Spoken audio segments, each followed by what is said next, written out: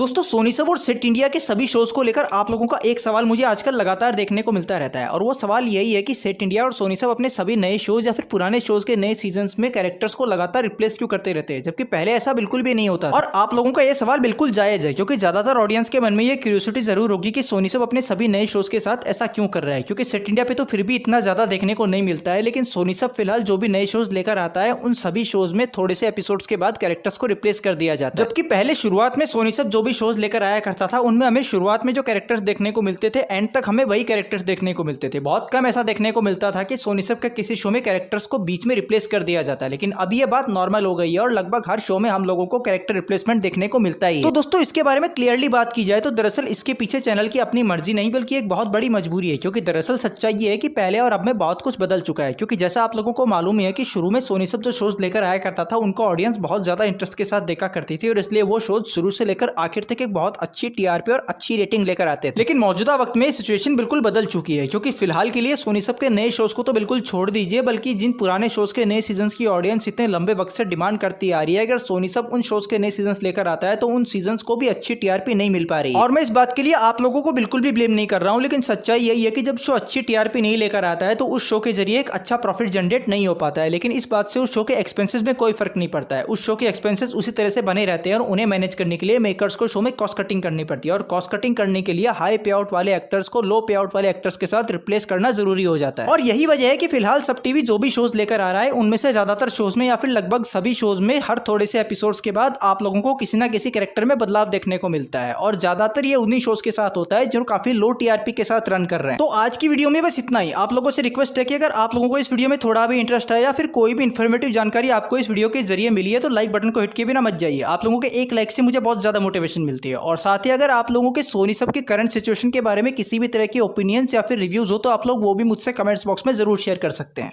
अभी के लिए इतना ही। जल्दी मिलते हैं एक और नई और इंटरेस्टिंग अपडेट के साथ। तब तक के लिए बाय बाय, टेक केयर।